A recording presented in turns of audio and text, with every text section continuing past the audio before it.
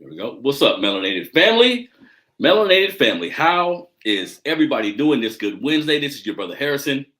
This is a brand new episode of the Melanated Convo podcast. I'm happy to be back this good Wednesday evening. Man, I'm here in Sacramento, California, y'all. It's 100 degrees outside right now. I'm like, oh my God, it's burning up. But nonetheless, I'm here with you, family. I have a special guest. Before we get started, before I introduce my guest, I also want to let everybody know or thank everybody that came out to the live broadcast I did. This past Sunday, I did a live broadcast at the Malcolm X Fest here in Sacramento, California. That was my first time being live. Really great conversation. I had 3 or 4 guests. Really enjoyed myself. You know what I mean? So we had people that was like in the audience that was participating. Really, really great experience. So I want to thank everybody that was a part of that live broadcast. My brother Jermaine, Mercy, Ed, everyone that I had on the panel with me. I definitely appreciate that. Hopefully we're going to do more of those in the future. You feel me? Also, today is Wednesday, the 25th, I think it is. I can't, I would be remiss not to mention, RIP to all of the young people that died in the school shooting here today. Very sad situation, family. Just seeing all these things happen in our country, it can defeat you at times. You know what I mean? Because we have kids, we have grandparents, we have people that go to grocery stores. Just to think something as senseless as this type of senseless violence happening to someone in our family. So I couldn't imagine dealing with this with one of my grandkids or my young cousins or anybody like that. So I send my deepest sympathy to everyone out there in Texas, all those families that had to deal with losing their babies. This is a sad situation, but America got some work to do. Like I say RIP to all these people, but at the same time, America needs to do something about the gun laws. We need to get real about a few things. All countries don't go through this type of vigilante violence, and we have hundreds upon hundreds school shoot or mass shootings every year. I didn't even know it was this many mass shootings every year. You know what I mean? So something has to be done. That's for another show, though. Today on the show, I have my brother Alvin Hayes. Now, Alvin Hayes is an author. His novels. One of the reasons why I want to talk to him, because he put a unique twist on a lot of our history and things of that nature. So his novels are a unique look at how politics and self-interest shape policy and consequently history to the detriment of African Americans. Now, his goal is to share a view of American history through Black and white fictional characters and their quite different reactions to change. And, history is best understood and remembered through stories. I definitely agree with that. The brother has released 2 books, If Cotton Could Talk, which I love that title, by the way. And Call. I want everybody, all my melanated family, to welcome Alvin Hayes to the show. How you doing, Alvin? Good, Brother Harrison, and I appreciate that nice welcome and a good introduction. It's all good.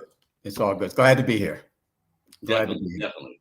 Now, one of the first things I wanted to get started with you, because you sent me, your bio and information. I appreciate that. Now, you said you began writing about history and racism, these type of things, right, in 2013. Now, were you a person that was how can I put it? Were you aware of all of these problems we were having to the point where, like, you were outraged about them and then you began writing, or did in 2013 is when you began to look at racism and our history a little bit different?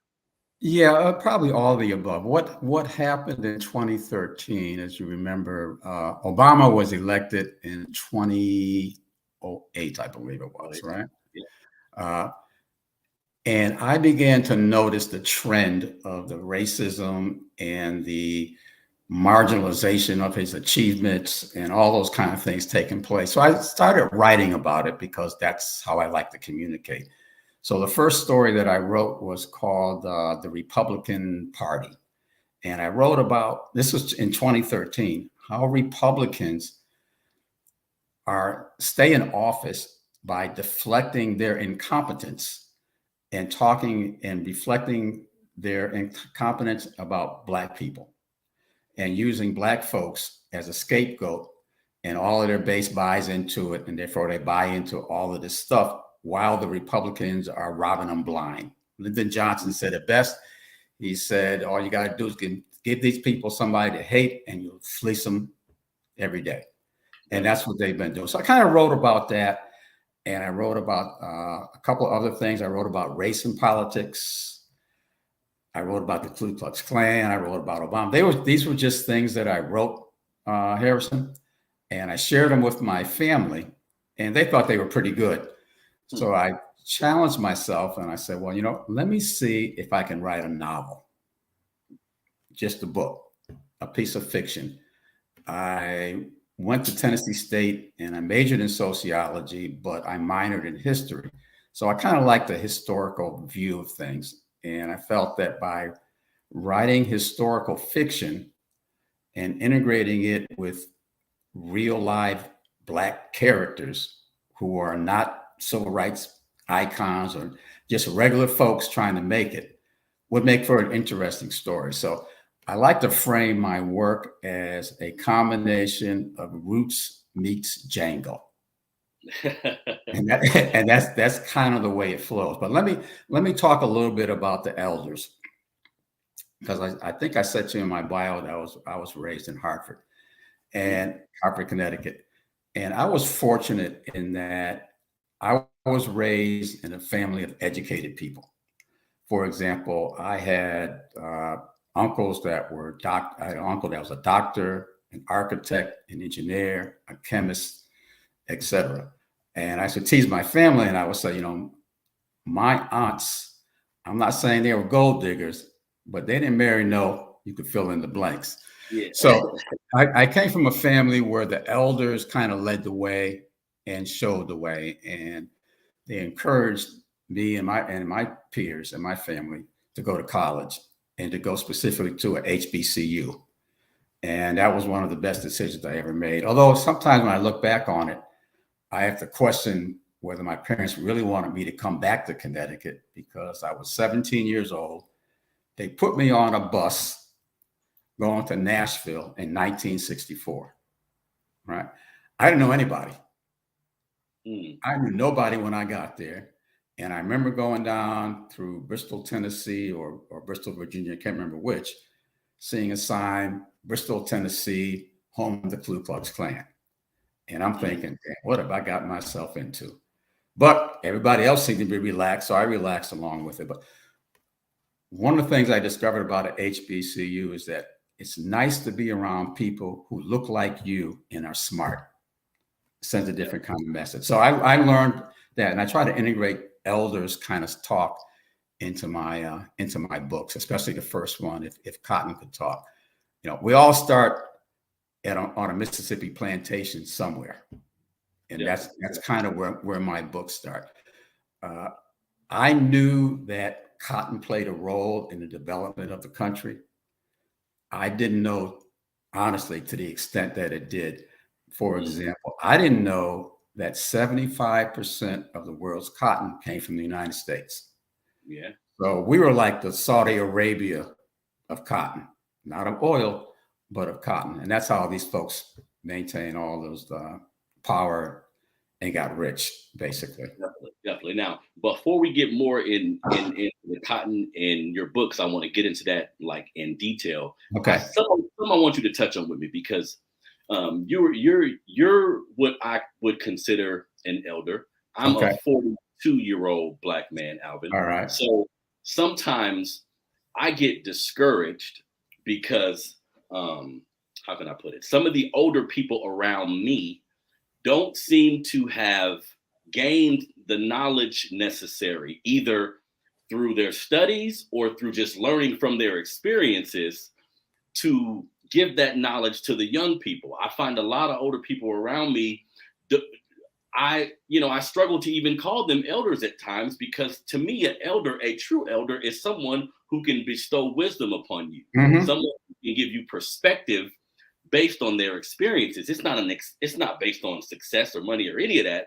So talk to me about, like, because you just gave a great example of your elders, and this is I think what we need more in our community. Talk to me about the importance of that, like for older Black people to like find a way to communicate with the younger people that can possibly help them.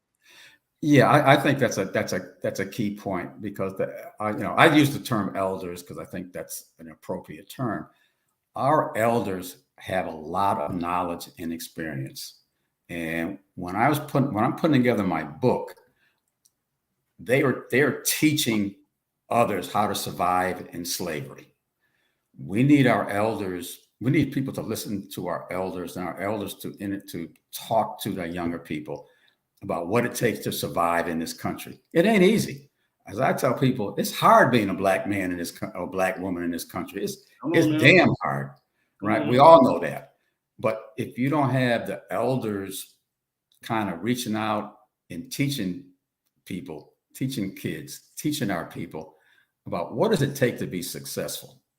How can you lift yourself up? Because the country's not going to help you. I mean, that's my personal belief. I don't want to sound like some right-wing nut, but I haven't seen any proof that this country's ever going to help us. So we have to establish a trust in our own selves, in our own elders, that they have wisdom that we need to understand and to share. So I think it's critical. There's a couple of ways of doing that. You can volunteer to schools. Schools are always looking for volunteers, but somehow we have to take those initiatives and get out there and start doing some of those things. I think it's important to do that. And also, while we're on that topic, Alvin, tell me, what do you think about like the history piece? How important is all of us, from children to older people? How important is it for us to get a great perspective on what has happened to us in this country by doing our own research, by reading our own books? Like, how can that help a young person or even someone our age that's just now learning about our history? How can that be helpful? Yeah, what folks have to understand is what we're seeing today has repeated itself over and over and over again since the 1800s.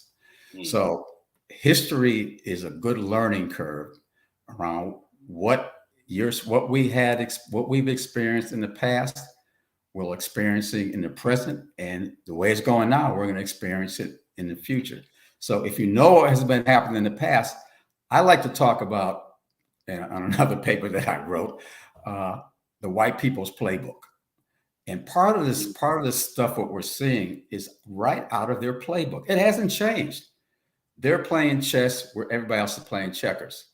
And that's how we get into these things. And if you don't understand our history, it's easy to fall into these traps where we think we're making progress until we're not making progress. Then you say, what happened? Well, what happened is the white people are playing the white people's playbook. And in that playbook, they have various ways of making sure that we stay in our lane and understand how they value us. And history will tell you that. History will show you. Just look at the events that take place in history and how they impact African Americans to this day. It's the stack. They stack the rules are against us. We have to deal with that and figure out how to work it. And historically, we just need to understand our history and how they manipulate politics and historical facts to their advantage. If we understand that, then we can move forward from it. Definitely. And Alvin, I tell people these types of things all the time. And sometimes, brother, I get pushback. People telling me, quit talking about race, Harrison. It's not you sound like a victim. I said, wait a minute. My ego isn't that big, okay? Yeah. Wait a minute. I'm in a system that at times can be victimizing, regardless of how much money I have, regardless of what I've been able to accomplish, regardless of where I live. At any time, I can become a victim. So until we get rid of the problem, like, wouldn't it behoove us to talk about it and make sure it's a point of reference so we can get rid of it, right? Absolutely. We have been marginalized. Our accomplishments, et cetera, have been marginalized in this country ever since. And we don't talk about it. Nobody else is is going to talk about. We have to talk about this stuff. They talk about it. They talk about how to keep us in our lane and make sure that we don't get what we're supposed to get. So we need to express ourselves in these areas and talk through these things. There's different scenarios in my book where characters have an opportunity to reach out and talk about things like money and power and all that kind of stuff. And we need to understand where these folks are coming from. They understand two things: money and power. That's it. And they're trying to keep both of those from us. Definitely. And, I was reading like the Kindle version, reading a little bit of your book through the Kindle version. And I like the characters have a real empowered nature. I think because sometimes if you read history, you'll know that all the slaves weren't just waiting around to die. Some of them was coming up with plans. Some of them was waiting for the best opportunity to get out of there. Everybody wasn't as docile as they make it seem. And another good thing I seen you mention in the book was, you would have to look out for the Black people who wasn't necessarily for you. When, a meritorious mission, when a lot of Black people got an opportunity to basically snitch on other Blacks, a lot of the slave revolts were thwarted because of other Black people. So all these things are important, because when we look at what goes on now with Black politicians, it's kind of the same thing. Just like you said, Alvin, it's like history repeating itself. Yeah, it is repeating. I mean, even if you look at, for example, Reconstruction. Now, when we came out of slavery, we went into Reconstruction. It was working. I mean, brothers were getting elected to office. We were doing things with public schools. We were making laws. We were think about it, we went from slavery to managing stuff to making laws, and it was working. They didn't like that, so they destroyed Reconstruction, and they had the Compromise of 1877, where Rutherford Hayes said, "I'm pulling all the troops out." You're breaking up a little bit there, Alvin. Y'all can do with these folks. You're breaking up a little bit, Alvin. With them. Yeah, you're breaking up a little bit on me. Give me your votes. Alvin, can you hear me? Oh, I think he's breaking up. He was dropping some game right there too. I need to hear that. Alvin, you're Alvin, I'm not sure if you're on a computer or a phone, but it's breaking up a little bit, brother. Oh, I think Alvin is frozen. This is important, family. This is important. I have all type of individuals on the show, but I really appreciate having the elders on the show. Oh, Alvin, can you hear me? You're breaking up, Alvin. Oh, impact us, and they always. Alvin, your computer is breaking up. Us. What? Hello. Alvin, your computer's frozen, brother.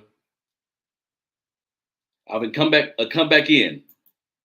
I'm gonna take you out of the stream, then I'm gonna bring you back into the stream. My brother was dropping fire. We need to hear that, family. Let's see.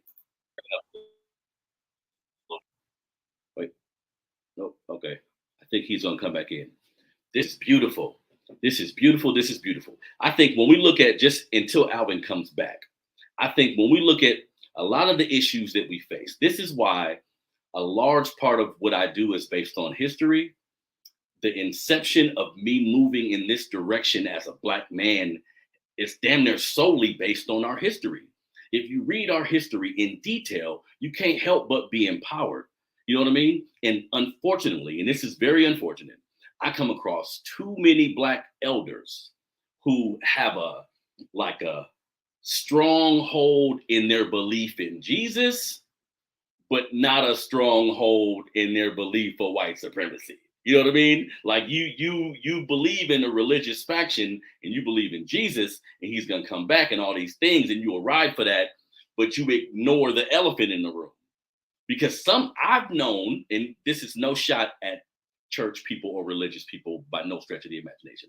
I'm just saying both have to be acknowledged. Like you can be a Christian or Muslim or anybody who considers yourself a religious person, but at the same time understand the importance of fighting racism. A lot of our great revolutionaries did both. They prayed and was a writer at the same time. There go Alvin. Hold on. You see, his screen is just white. He's not coming in. We're going to hold off for the brother. There we go. There we go. Can you hear me, Alvin? Can you hear me? Nope. Can you hear me? I can't hear you. I can't hear you, brother. Yeah. It's still going in and out, Alvin.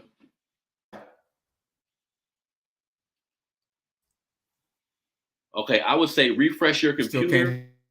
Nope, it's going in and out. Say something again. Yeah, I can hear you, but okay, you can't hear me. I don't know what's going on. No, I think I can hear you now. Say something again. I'm gonna try it on my phone. Okay. Here, you can go out and come back in. Let's see here.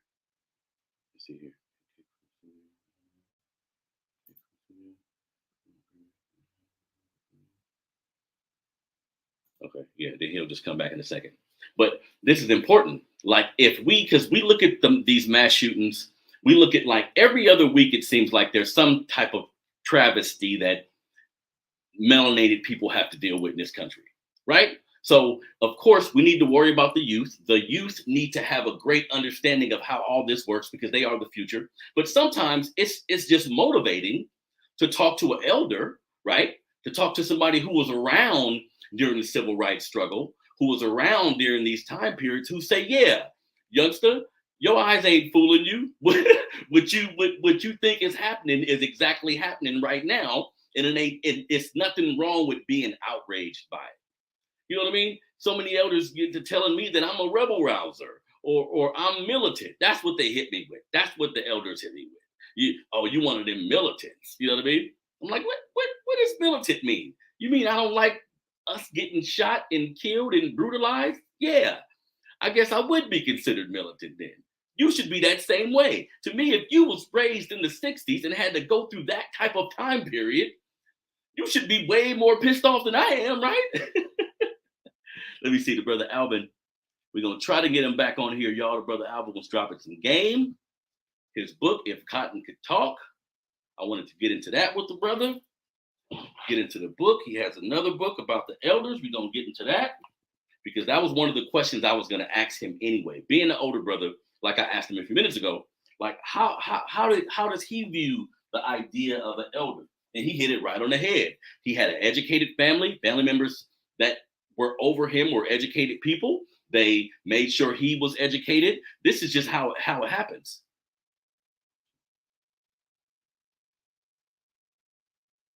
Yeah, Cedric, I see your comments there, brother.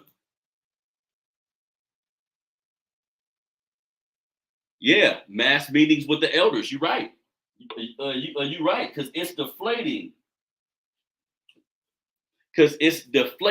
Cedric, when I see everything that goes on in our country, I'm done enough reading and things of this nature to be aware of how white supremacy works and know it's a real thing right now affecting us today in several different industries.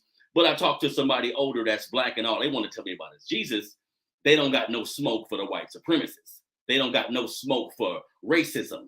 You see what I'm saying? And again, everybody ain't got to be Malcolm X. You feel me? Everybody don't have to be yelling from the mountaintop. Everybody don't have to do particular things for me to consider them a part of our movement. First thing you have to do is acknowledge it, right? First thing you have to do is acknowledge it. If you don't acknowledge it, your damn show ain't gonna do nothing. So if I'm looking at older black people who are members of our community and they're docile, I'm like, shit, Damn, I needed you. Yes, we can all do a part. And that's what I'll be telling people, Cedric. Everybody actually has a part. If you're good at technology, you can help out. Some of us is good at doing what I'm doing, speaking to the people, talking to them this way. Some of us can go into politics. Some of us can just be business owners that help. Some of us can just be dedicated ass parents who make sure our kids know about history, right? So everybody, but what I'm tired of is us remaining on the sideline. Like, if you're outraged by what you see on the news, if you're outraged by what you see happening to your people, quit thinking it's happening over there. Everybody got the it's happening over there syndrome until the shit is happening right here. I don't think about it like that. Anybody Black in America, your struggle is my struggle. Anything, somebody gets shot, there's some type of travesty, I'm there, I'm in tune, I'm completely empathetic like you somebody in my family, because to me you are, but in general, it could be somebody in my family. You see what I'm saying? So I think we got the brother Alvin back now to finish our discussion. It says it's not connected. It says the device is not connected, Alvin. Don't worry, we gonna keep spitting game until the brother Alvin come back. What would you say, Cedric?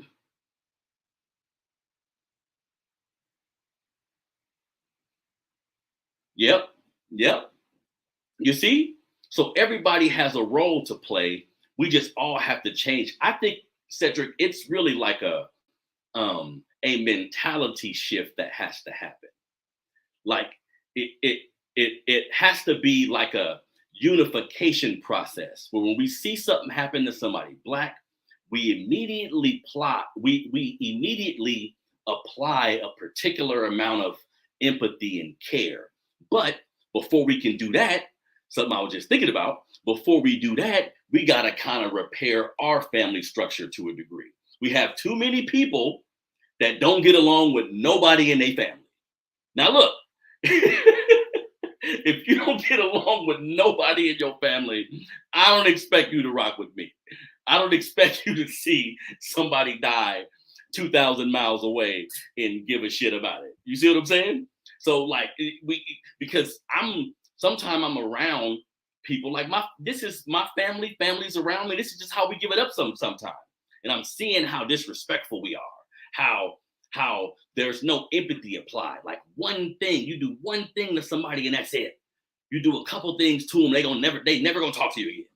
How many people you know in families, it's been 2, 3, 4 years they ain't talked. And you think about the reason sometimes, it's minuscule. It's something small. I think the brother is back. Let's see. Hold on one second. Brother Alvin. Brother Alvin, can you hear me? Oh. Brother Alvin, can you hear me? Oh, he can cook with Wi-Fi. He can from his computer to his phone. Brother Alvin, can you hear me?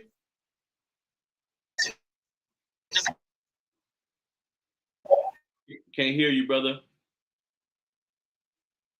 Yeah, I can't hear you, brother. I'm going to put you out of the queue here, and you can try coming back. But we're gonna keep on going, brother, until you possibly get back. So yeah, we're gonna wait for the brother Alvin to get back, because I need to know. Shit, if Cotton could talk, what would it say? That's the first thing I thought of when I seen the brother book title. I was like, what would it say? You know what I mean? Because sometimes too, like if anybody know history, like reading details about slavery is different too. That's why all of this is like a personal journey. Because some people, you can hear like Black History Month, you hear about what happened. Somebody can tell you about certain instances from that time period.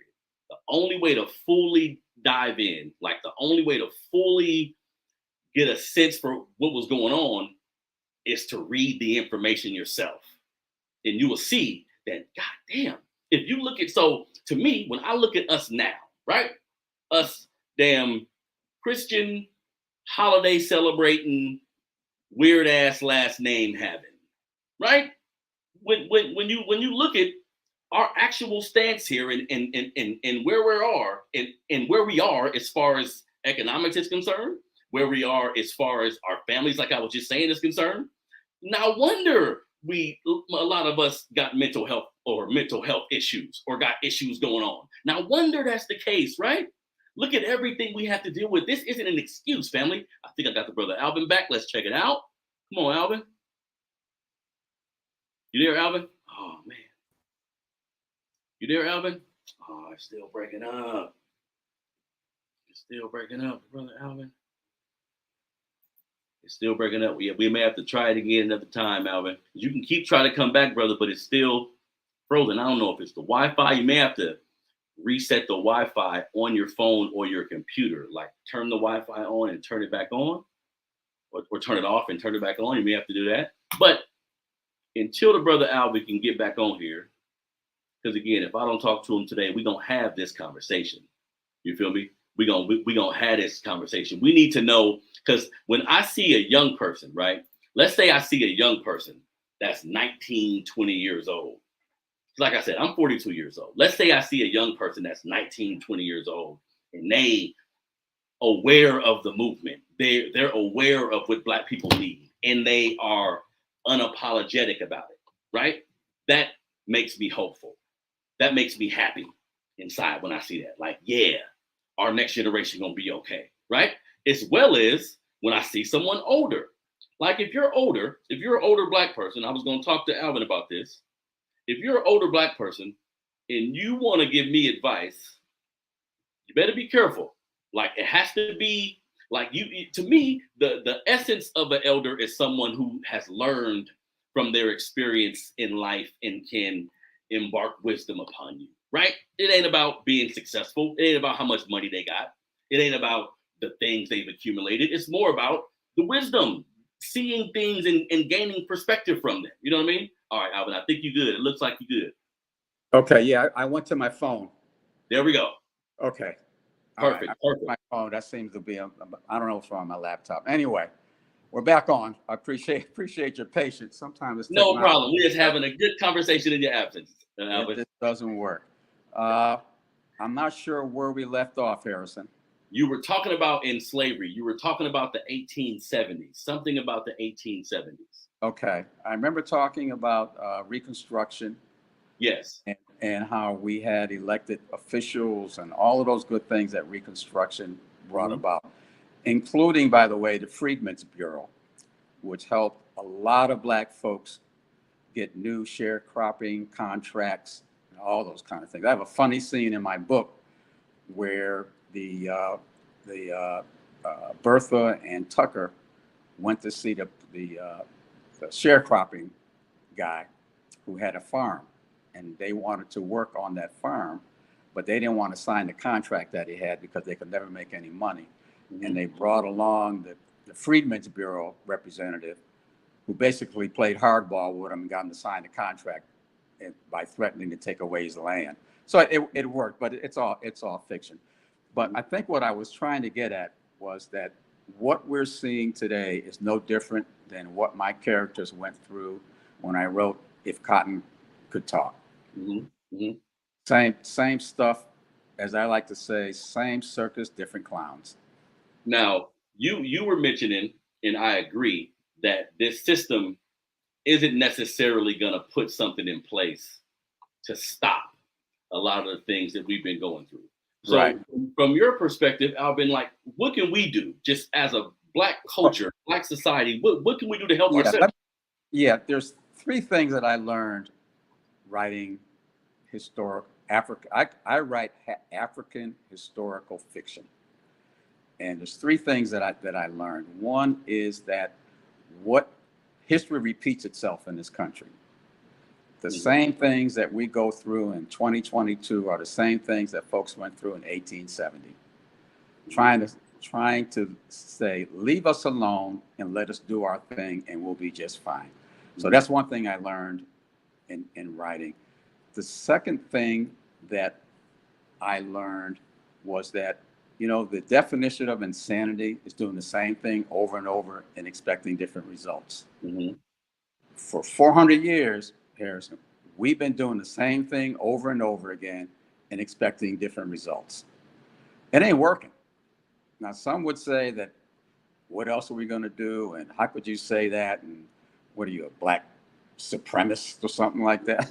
No, I'm just saying I have historical data that says that what we're experiencing is not new and it's not to our benefit in terms of the politics and the racial overtones in our political system. The third thing that I learned was that I personally think that white America is terrified of black America. And not because we are violent.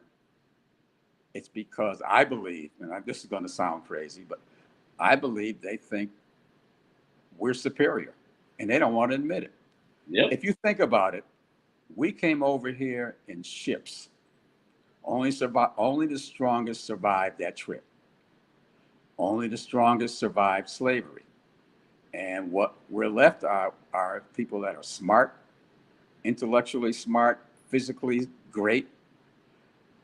And we need to figure out how to leverage that, because what we're doing now, other than voting, and they're trying to take that away from us. Mm-hmm. What else can we do? We can start to look internally and start to say, how do we support ourselves? Because these folks are not going to support us. One of the things that I think that we overlook at times is our impact in athletics and sports. Mm-hmm. I believe that we're in a caste system, and our status in this caste system has gone from slave to laborer to entertainer. Mm-hmm. And that's our role. Yeah. We entertain these folks. And I submit, a lot of people don't understand the impact that football has, for example. I just throw this out there as an example. The University of Alabama was coached by Bear Bryant, had no black players on the team. Bear Bryant knew he could not compete nationally without black players, but he also knew he couldn't recruit them because he was living in George Wallace's state. He invited the University of Southern California to play football in Tuscaloosa. It changed the whole thing around. They couldn't beat those brothers. Mm-hmm. And then they realized that we got to get some of them. And that's what integrated the University of Alabama. I think that if our athletes start going to HBCUs, it'll have an impact, because it'll have a significant impact. And when you start doing those kind of things, because I don't know what else to do. I don't know why they think that somehow we don't deserve what they have. Yeah. And if you look at sports, I think, of course, a lot of these brothers spend their whole life getting to that position. So that's all they know as an athlete. But at times they don't know their own power. But I was thinking about it, Alvin, and I think that's the parents. I think as parents, if we do our best to teach our kids about history and to make sure they're grounded in what we need as black people, whether they're an athlete or not, they'll have the attitude that I'm going to put my people first. You see what I'm saying? Like integration, and I tell people this all the time, Alvin, integration to me was like a horrible thing. Once we were able to eat with them and drink with them and go the same places they go, I think some of us took our foot off the gas and thought, okay, I'm equal now. Yep. And there's nothing equal about it. Now, one thing I want to touch on, since I have you on the line, Alvin, talk to me about, this is something I always wondered about, like going back to like, let's say the late 60s, right? Okay. What was the general temperament for like a black man and black woman in the 60s? Because now you listen to a lot of older people now, and they'll tell you that they were revolutionaries. They was fighting for the cause. Did we have a large like revolutionary population back then? We did. There was two sides to that coin. I went from Connecticut to Nashville, Tennessee in 1964, and in my 4 years in Tennessee, I traveled to Mississippi, Louisiana, following the football team. Right, traveled all those states, and the attitude. There was two camps. Right, one camp was Martin Luther King marching We need to vote. And the other camp was Stokely Carmichael, Malcolm X, and those guys saying, you know what, we need to take what we have to take and do what we have to do. And so there was two different camps and styles of approaching civil rights. All of them had the same objective: leave us alone and give us the same things that you guys have. That's always been the objective. But historically, they just don't want to do that. One of the things that I talk about when I talk about if cotton could talk was the great change. Oh, your phone is breaking up a little bit again, Alvin. So, had a choice. Alvin, your phone is breaking up again. Okay, he fell off the stream. Okay, try coming back in, Alvin. This brother's having the hardest time with his internet connection today, but we're gonna keep everything rolling, man. And again, I was always curious about that, because we can only imagine how difficult it was in the 60s, right? Like this is bad to me, but how the certain bouts of racism they had to face, how it was in their face a little more. I'm always curious to know how the individuals handled it, because we see now, like, we have a pretty large coon population now. Like, like can we agree on that? We have a pretty large population of Black folks who don't want no smoke. You know what I mean? So when he just said they had one side was Martin Luther King, one side was like Malcolm X, basically. So it seems like the individuals who didn't want no smoke was more leaning towards the Martin Luther King type of philosophy, where we're marching, doing different things, but it's nonviolent. You know what I mean? And that's weird, or that's interesting to me, because if that was the case, then I'm sure the powers that be at the time made sure that was the case. Made sure you had Malcolm over here, made sure you have Martin over here, like the same type of division they try to sow in us today. Because just imagine if them brothers would have worked together. Now here we got Alvin back. Let me see if it's working, Alvin. Yeah, I have to apologize. I don't know what's going on with this technology, and I'm supposed to be a technology guy. But as I sell, but I always tell people, don't confuse selling with installing. But anyway, selling with installing. That's right. The thing about the 60s, I mean, I experienced, you can't drink out of this water fountain. You can't go into this restaurant. We were in Mississippi one time, and we stopped to get some ice cream at a little store. And the Black lady told us, well, we can't serve you. You have to go around the back. So we left because she lived there. There was no sense in us arguing with her about whether we could be served in the front or the back. She had to live there. She had to live by their rules. And we were in, when in Rome, do what the Romans do. Wait. So she was a Black employee? She was a Black employee working at a stand on the road selling a little restaurant selling ice cream. Mm. And she told us we had to go around to the back. I mean, I've been told we don't serve your kind, all those kinds of things. And those things take a toll on people. I like to quote James Baldwin. James Baldwin said that, to be Black in America, or he said to be a Negro in America, is to wake up angry every day. Mm-hmm. He also said that I hear, and if you have those two, if you hear what people say, but you see what you do, it gives you a different perspective on our status in this country. Because talk is cheap. Talk is cheap. When they want your vote, they tell you what you want to hear. Then they go about doing whatever it is that they have to do. But it doesn't for us. And other than voting, I don't have a good answer. I don't know if anybody does. I don't know what the answer is.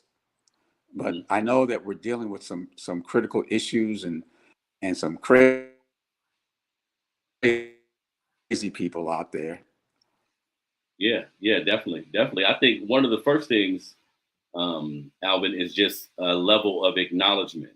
I think as Black people, you know, of course, we're not all going to be alike or think the same on, you know, a particular issue. But I think acknowledging the fact that we have a severe problem is the first step. And I think too many of us, just like I was just speaking about, being that we, you know, did the whole integration thing, too many of us are too steadfast in the employer that we have, or the neighborhood that we live in, or the fact that I've amassed a certain amount of success or money now.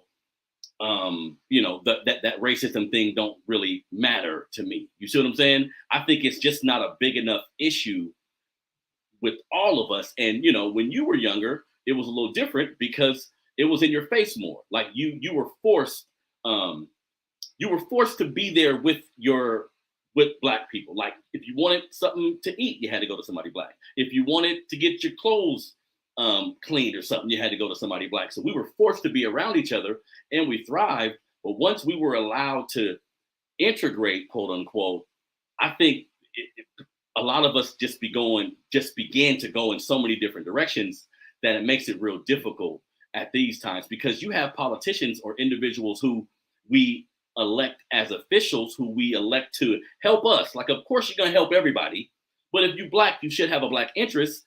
And we just see a lot of them are just politicians. We're expecting them, because they look like us, to help us out. But a lot of them just end up being politicians who are looking out for their family. You know what I mean? Oh, is he frozen? Is he frozen again? Is he frozen again? I think you're frozen again, Alvin.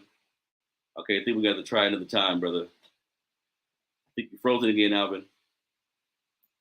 Yeah, he frozen again. We had tried a different time, brother, because it keeps getting frozen. Maybe a different part of your house, different internet connection. But shit, you know, it, like everything we looking at, family. Like, when I look at these mass shootings, right? When I look at these mass shootings, I think one of the biggest things I think about is, of course, RIP. We gonna try it again at a different time, Alvin. It keeps stopping, brother. Your internet connection keeps freezing up. I think let's get to the root of the problem, right? So RIP to every parent, every person who's had to deal with either somebody getting like a family member in Buffalo, a family member in this Texas shooting. I think it was another one a few days ago where just a couple people, anybody who send their kids to school or on the phone with their grandma or someone in their family, and it ended up being the last time that they speak to them. Like, RIP to all of these individuals, right? But America has an issue that they're very aware of, family. Like, let's look at what is the ideology of the individual shooting everybody. Let's get into it real quick. What is the actual ideology? Do we have a lot of brothers out here just killing people? Do we have a lot of Asians out here just killing people? Do we have a lot of Arabs out here just doing mass shootings? Typically, let's keep it real. Typically, it's an individual with a particular ideology. Come on, America. So this tells me, I don't know what's really going on here. Because other countries that have had mass shooting problems, they change the gun laws overnight. They get to making changes overnight, like substantial changes. Doesn't seem like we're interested in doing any of that. You know what I mean? Doesn't seem like we're too interested in actually. I was looking it up. I wasn't aware of this. I didn't know that this year, I think it's been over 600 mass shootings. Last year, 6 something. The year before that, 4 something. There has to be a common thread between most of these. Of course, you can say people are mentally ill. He's going through something. We know that's bullshit now, okay? We know that's not the case now. Because in some cases, we're talking an 18-year-old getting an assault rifle. This 18-year-old guy who did this thing in Texas, they say he was getting bullied at school because of his horrible clothes. And he didn't dress nice. He never had food, so he was getting bullied. How did he get a semi-automatic weapon? How did he get riot gear? I mean, what are we talking about? You know what I mean? My brother Alvin came back. Let's see if we can get him back on the stream so we can finish everything up with him. Let's see. Can you hear me? Yeah, now I can hear you, brother. Oh boy, so I don't know how long it's going to last, so we better talk fast. So Oh, something man. else I wanted to ask you, Alvin. So Okay. you mentioned that in the 60s, it was almost like a Malcolm X type of mentality and a Martin Luther King type of mentality, right? Mm-hmm. And did the powers that be push those narratives? Like, did just the black folks, did the black folks kind of do that on their own, or did the media and like political pundits of the time, did they kind of push those two narratives just to make sure we were separate? You know what I mean? Yeah, the media in this country always plays a role. Sometimes it's hard to figure out what that role is, but they always play a role. So one of the roles that they always play is to pit one against the other.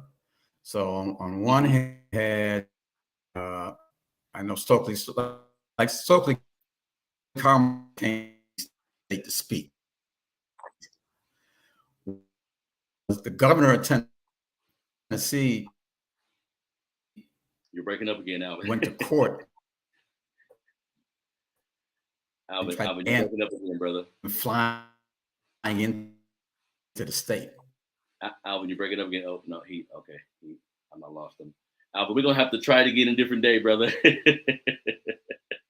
His Wi-Fi, the powers that be got your Wi-Fi, brother. They like, we not gonna let this brother spit no more of that fire, not whatsoever. Yeah, it keeps dropping you off, brother. It keeps dropping you off. But these are interesting conversations, family.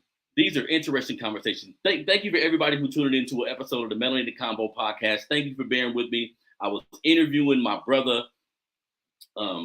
Alvin Hayes today. Alvin Hayes is the author of 2 books, If Cotton Could Talk and If the Elders Call. Just the fictional books about Black history, which I like the idea, because if you could put a person like in the mentality, yes, I'll definitely have them back, Cedric. I'll definitely have them back. If you could put someone in the mentality of how things were at that time, maybe they can get a better understanding. You know what I mean? So taking slavery times and creating fictional characters, this is a good way to get a point across. Most people just go directly to telling you about the history and how everything worked, which is good. I read those books too, but just the idea of a book fictionalizing the time period, but with factual information, this is a great way to teach. Like, this is the type of book that can be like in a junior high school or something. You know what I mean?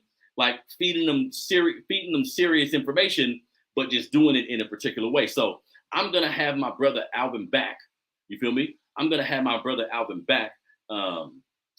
As soon as he can come back, we're gonna have him back so we can talk more about his books. I want y'all to buy his books. You know what I mean? But I was saying something that I wanna, because I was gonna do a broadcast a little later about this, so I'll just get to it now. You feel me? So yeah, thank you for tuning in, Cedric. I appreciate you. And Ryan Hayes is Alvin's son too, right? Okay. Yeah, I appreciate you, brothers. Yeah, coming in, supporting your pops. Hey, that's dope, man. The fact that when I'm 75, y'all, I hope I be in the midst of promoting the book. You know what I mean? When I'm 75, I hope I'll be in the midst of promoting the book, or still in a mental state where I can do all these things. You know what I mean? That's amazing. And I respect y'all father. And like I said, I'm gonna have him back on the show. I respect what he's doing. I think we need all of our elders. And I just believe in older people still like figuring out something to do. Because it seems to me, right? Like, because I've been working for 20-something years now. It seems to me, when the whole retirement thing, I don't know about that, y'all. I don't know if I want to like retire and just oh, he's not your father, Cedric. Okay. Like retire and just sit and watch TV. I kind of want to keep doing what I be doing forever, damn near. You know what I mean? Because don't it seem like, not to get too morbid, but it seems like you'll have an older couple, right? Who are, in their 70s, 80s, and they've been working for 50 years straight. Like, he's been working at the mill for 50 years. Tough brother, right? Sometimes it seems like once they retire and they have nothing to do, seem like sometimes they body be like, well, shit, you don't need me no more. You know what I mean? So I think it's good.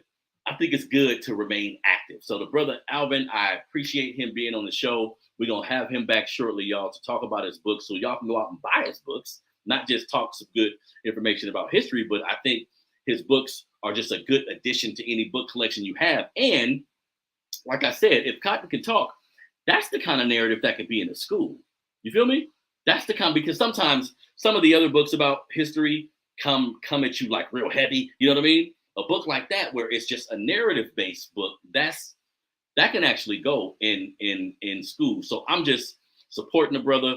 Happy that a brother at his age is saying, nah, I ain't just sitting around and ain't doing shit. I'm gonna write a book. I'm gonna do whatever I want to do. Like, who puts a time limit on when you can do whatever you want to do? Like, especially things that involve your mind. Of course, if it's something that involves like a level of physicality, sure. But anything just involving your mind, that's some shit you can do forever. You know what I mean? So much respect to that, brother. But before I wrap up, I want to get on this real quickly, y'all. All this mass shooting shit, I think this country does not want to solve this problem. I don't think dead bodies, unfortunately, like I hate to say it this way, I don't think deaths really affect this country to a degree. Like I think all of it's kind of viewed as collateral damage. It's no reason we should have this many mass shootings in a year in one place. There's no, it's no reason we should have. Most of them have been identified as some sort of white extremist. Even some of the ones who they will say is quote unquote Hispanic, because we all know some Hispanics in this country, on the census, they're considered white. You feel me? On the census, they're considered white. And we know sometimes when other people come to this country, let's keep it real. When other people come to this country, they take on the ideology of white society. This is a fact.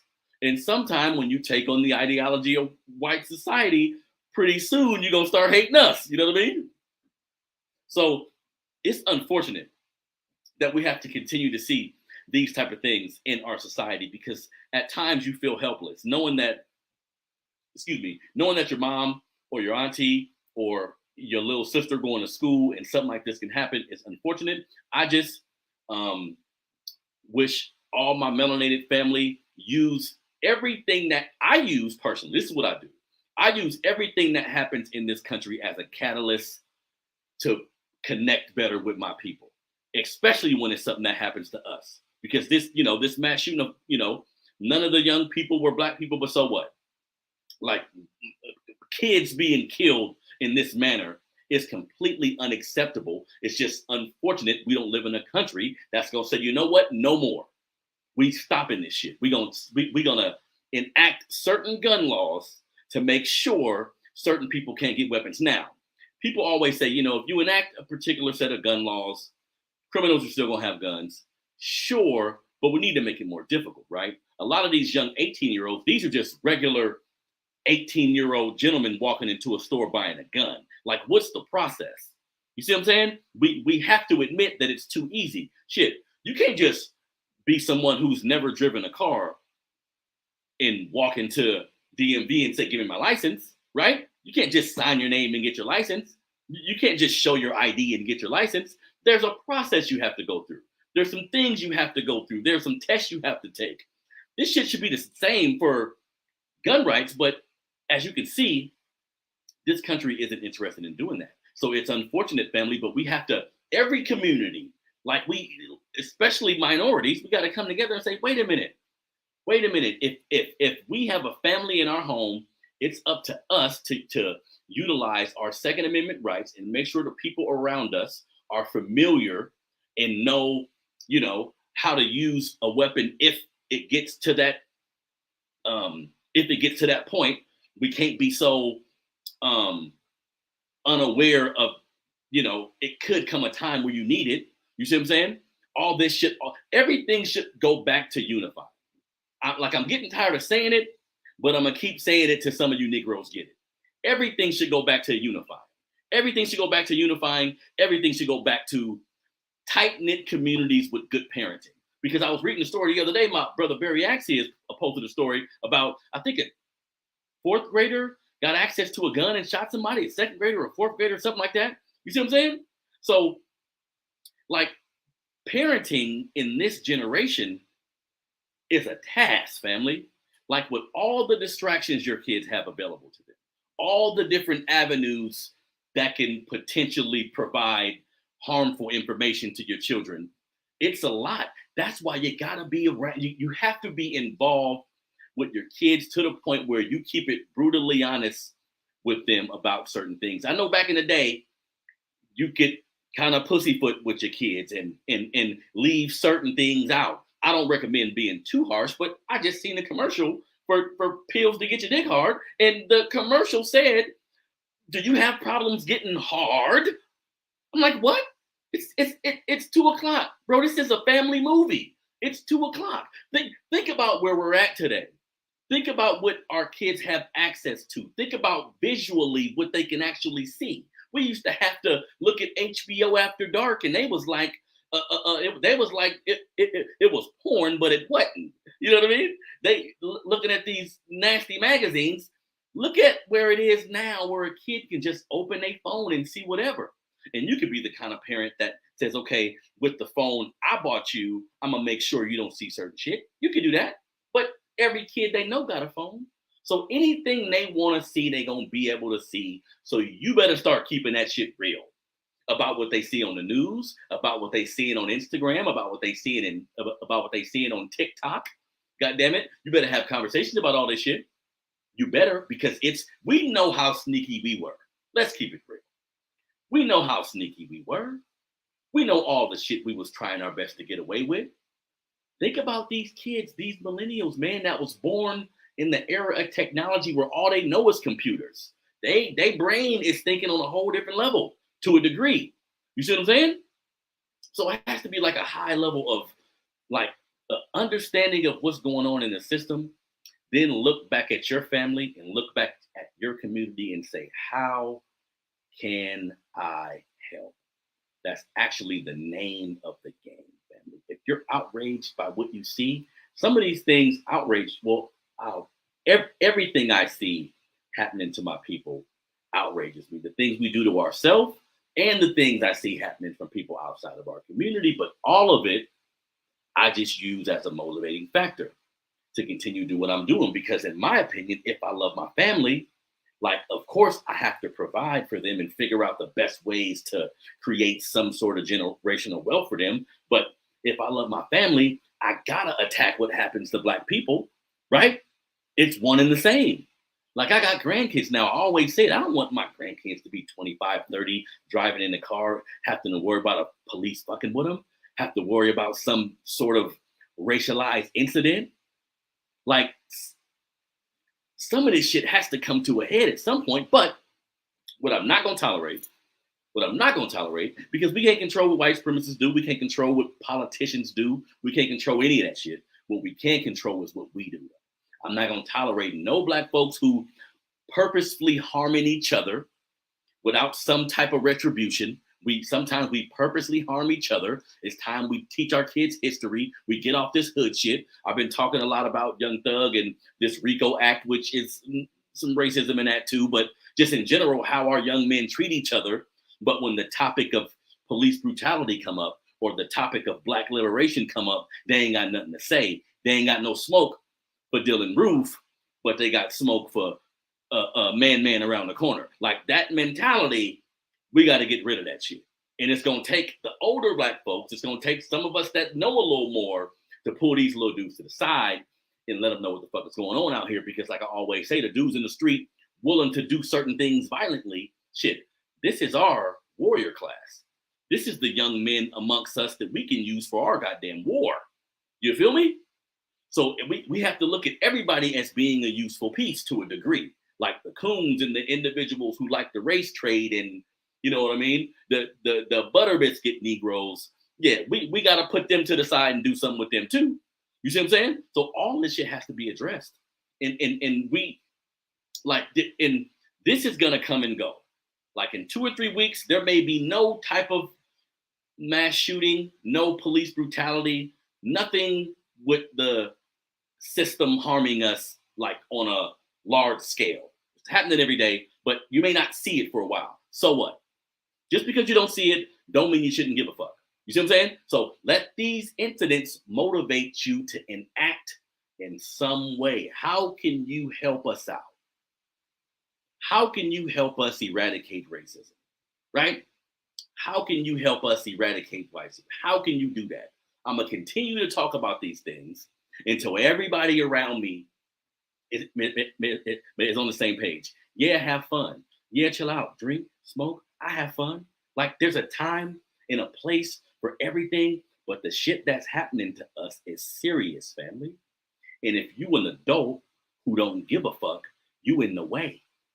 See? So you figure out how can you be useful. You see what I'm saying? So again, I'm gonna have the brother Alvin Hayes. I wasn't supposed to be doing none of this.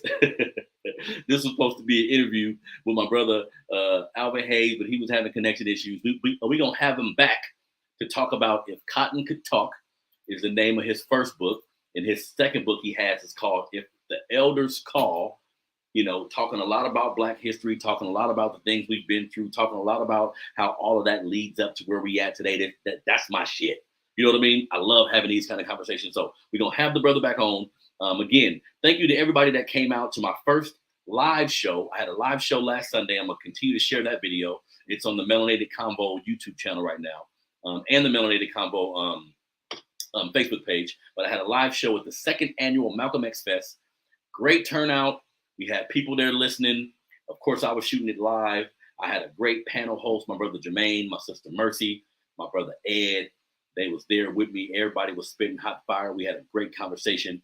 So that went well. I thank everybody who shared the flyer, who was on the live with me, everybody who be just rocking with what I do. And I appreciate that. Like, this is a thankless job at times. Like, this is my fucking, this is my intellectual property that I share with people. Like, for the most part, it's not weird, but I'm in a position where the people around me, my family, the people who watch, like, you know how I feel about everything for the most part. Like, I'm putting everything on the line as far as my feelings about this country, our people, and I'm doing it in an unapologetic manner. And that part is never going to change. You see what I'm saying? So I talk to people privately who be like, bro, I work, and, I be wanting to kind of come out on Instagram or on Facebook and say some of the stuff you be saying, but I don't know how my boss is gonna feel and all that. I get you, family. Like, I'm never gonna knock a black person. I'm never gonna say shit, not feed your family. Like, I'm never gonna go that route with you, but we gotta remain integral. We have to say, okay, if I can't be the one talking, then I gotta do something else. How can I help out? What can I be a part of? Like, you can move in silence too. Sometimes as black folks, we get it fucked up thinking everything we do got to be loud and in front of everybody's face. And nah, you can be a silent partner in the movement, family. Let me jump out on this shit for you. You see what I'm saying? Because that's how I've positioned myself in my life, where I don't give a shit what nobody say about nothing I say. Let's do it. You see what I'm saying? We at war with this country. I don't give a fuck who don't like it, who don't think it's the case. That's my belief. We're at war. We're 13% of the population, 14% of the population. You don't think that's awkward? That it hasn't been, we ain't moved to 16 yet? 18? 4, like 15. We ain't moved at all? You don't think it's a concerted effort to keep us where we are in this country? And it happens through several different means. So when you see the mass shootings and you see anything happen in this country that you don't like, especially this stuff to us, be outraged, but jump into action, family. All too often we go from being outraged back to not giving a fuck. You can't toggle between those two. You know what I mean? The incident should spawn something in you. How can you help? Like, fuck what anybody else is doing to participate in what we got going on. Like, just as black folks, look at us in the community. What can you do? And start there. You feel me? So this is your brother Harrison, man. Do me a favor. If you're in Sacramento, tell everybody on June 18th, the day before Father's Day, I'm having my 4th annual Father's Day softball game here in Sacramento, 6000 Orange Avenue. I'm going to continue to share the flyer until June 18th. But if you're in Sacramento, please let all the fathers know that we're going to be out there. Competitive game of softball, food, snow cones. We're going to have raffles, music, just like a good ass time. This is my way, because if you don't know, I have an organization, Melanated Fathers of America. This is my way of understanding that, the black man, like the black father, this is an extremely important member of the community. And I know a lot of fathers who have tried their hardest to be there, tried their hardest to make an impact, and either it be through the system, through it be dealing with a woman. Like sometimes they don't get the credit they deserve. Now I know there are shiftless men out here who don't participate in their kids' lives. That's ain't what this is about. This is about Black fathers understanding the importance of time. I was a young father who had like 4 kids at 22, and I know how hard it could be financially. I know how hard it could be mentally when possibly you didn't have a father, or you didn't have any guidance, as well as being a Black man in America. Like all these things are a real thing, but time, the amount of time, quality time you spend with your kids, this can determine a lot in like the mental stability of your child's life. So I preach to fathers, put yourself in a position where you can spend a structured, consistent amount of time with your kids, whatever that may be. You know what I mean? And then understand that the start of this process, like just to give you a little game real quick, the start of this process for young fathers, I preach to the young fathers or the young men without kids yet, kids should live in the house with their parents. This doesn't happen all the time. Like that, anything happens. You can start out right with someone, think this is what it's going to be. You love them, they love you, try your hardest, wait to have a kid. You can do everything presumably right, quote unquote, and still end up as a single mom, or still end up a dad who got to go pick his kids up. True. But all too often, my opinion, speaking directly to my melanated family, we don't try hard enough. We don't try hard enough. And this starts for our young men. This starts our young men, 15, 16, 17. Once he start having sex, the people around him got to tell him, hey, no kids. Like how you mate makes a difference. Like how you start your family makes a difference. That's a part of the revolution that I was talking about. Like a part of the revolution is making sure your kids know the difference between like starting something solid and just having sex with a woman. We conflate the two, and we end up having families with somebody we probably should have just had sex with. This is real talk, family. See, this impacts our community in a negative way. We have to admit that this impacts our community in a negative way. And like, we need to get off like the soft shit. When I think about like the brother Kevin Samuels and different individuals who give information in a harsh manner, we need to get off of the sensitive shit if it's true.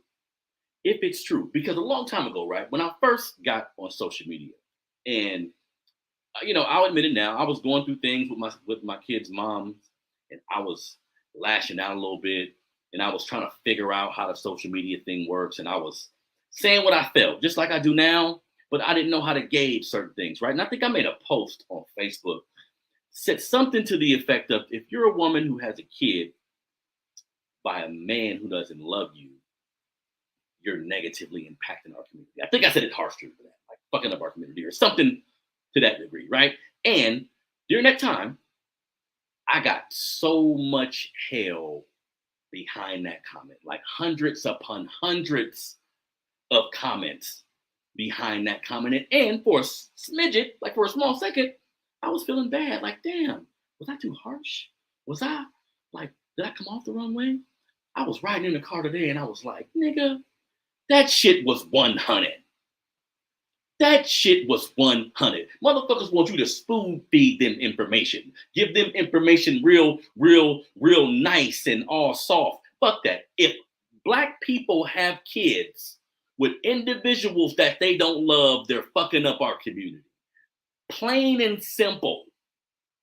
Plain and simple. If you didn't invest enough time in the relationship, if you didn't invest enough time in getting to know the person you having a kid with, and this can take from fucking a year and a half to 3, 4, 5 years, who knows how, but it takes time. It takes time. You got to get to know somebody. You got to get to know them in all seasons. Like I said, you got to get to know them in all seasons, when they're mad, when they're happy, when they're broke, when they're frustrated, when all of these different phases, you need to see them in these phases, family, and y'all need to travel together. Y'all need to experience life together before you bring a life into the world. Do you hear me? You need to, with your partner, the person you're in a relationship with, before you have a child with them, you need to put the time into the relationship first. You need to get to know the person you're mating with first before a kid comes. Before a life comes, you have to experience life with this person. See, you travel with them, you go places, you see how they fare in different situations. Take the rush off of it. Like, practice some type of goddamn safe sex for your family's sake. You know what I mean? I thought like this as a young person. Like, it ain't just about wearing a condom or not, how it feel or not. It's about my legacy. Is this the right person to create my legacy with? Because they're having fun right now? It's a possibility they're not, which is fine. But if I mate with them irresponsibly, a kid comes, I don't have money, she don't have money, we Black in America, where will we find ourselves for the most part? People always talk this shit about, well, no, because Young Thug made a comment. Shout out to the brother Young Thug, who in jail right now. Shout out to that brother. He made a comment saying, basically, if you're broke, you shouldn't have kids. Now, just seeing that headline, it can be jarring to some, right? But is it smart to have a child if you have no money? What kind of resources does the child gonna have? What kind of school they gonna go to? Where you gonna live? Like, so that's actually one, that is a true statement. And people keep telling me, hit me in my DM, well, no, I'm a lawyer and my mama was poor. There's so many poor people that had single moms and now they lawyers. And look at LeBron. If poor people didn't have kids, we wouldn't have a LeBron. Man, look, that's rare. We're talking one-offs here. Stop the one-off shit. On average, I bet if we did the statistics on the amount of kids who end up having kids young, living in an impoverished situation, not accumulating wealth in their life, if we look at how they were born, this is real shit. Of course, single moms produce productive men or women. Yeah. But why even take that chance? That's like the worst case scenario type of shit. You know what I mean? That we should be shocked when we see a mom. I'm gonna respond in a minute. We should be shocked when we see somebody that has a kid out of wedlock in a situation where there was no relationship. We should be appalled and we should be shocked. Stop the bullshit. Stop the bullshit. Now, we know the numbers that they hit us with, the 70-something% single mom rate. We know this is true, but we also know that Black men are more involved in their kids' life statistically more than any other man. So, you know, those numbers don't tell the whole story, but they tell a story. They don't tell the whole story, but they tell a story. Do we have enough two-parent homes in our community? That's the question. Do we have enough two-parent homes? Fuck no. Let's not bullshit. Fuck no. You can say, I love my kid, it didn't work, or whatever you want to say about it. Let's go back and think, how hard did we try? Some people did. Some people tried their hardest, didn't work out, gave it a good go. What else can you do? Too many of us was just having sex and somebody got pregnant. Now we have to be around this motherfucker for the rest of our life and we don't even know him. Now we're getting to know him as we raise a person. Horrible combination of circumstances. You agree? So when I see young dudes out here shooting, killing each other, gangbanging, I hold them accountable as individuals. Like, every individual should be accountable for what they do or don't do. But when every kid was 6, 7, 8, they wasn't thinking about being a drug dealer. When they was little bitty kids, you think when somebody asked them what you want to be, they said, I want to be a baby daddy. I want to be a drug dealer. I want to be somebody who gangbangs and shoots at niggas. I don't think any kid had those ideals. So how much do we put this on the parents? See, if you live in an environment that fosters violence, drug dealing, things that can influence your young child, and you can't move to a better environment, because environment is half the battle. If you can't move, whose fault is that? Right? When do we begin to say, wait a minute, why didn't you put yourself in a position, unless you wanted to live there, unless money ain't a problem and resources ain't a problem, and you're choosing to live in an environment that's drug infested and may potentially influence your kid to do some dumb shit, unless you want to live there, right? But if you're living there because of finances, then you have to ask yourself, why did I do this to this baby? See, that's what people never ask themselves. And that's what, when I was younger and I had problems with my baby mamas, I would express some of these same ideals in a really immature and toxic way where it wouldn't be received by anybody that was hearing it. Now I know that, right? But I was on the right path and I wasn't accountable. So I was approaching these things as if it was their fault. Like I was extremely toxic as a young man. But now I see, as a man, that's why I talk to my dudes. You're in control of if you have a baby or not. Because once she's pregnant, it's out of your hands, my guy. You can say what you want to say. You can give your input, but her body, her choice. You remember hearing that shit? What you gonna do? See what I'm saying? So you protect your seed like your lineage depends on it, because it does. You know what I mean? So, all right, man, I'm gonna quit talking this shit for today. Again, I'm gonna have my brother Alvin Hayes back on the show as soon as he can. Again, this is all impromptu. I wasn't supposed to be talking about none of this, but the brother clicked off. I want to still give y'all a good show.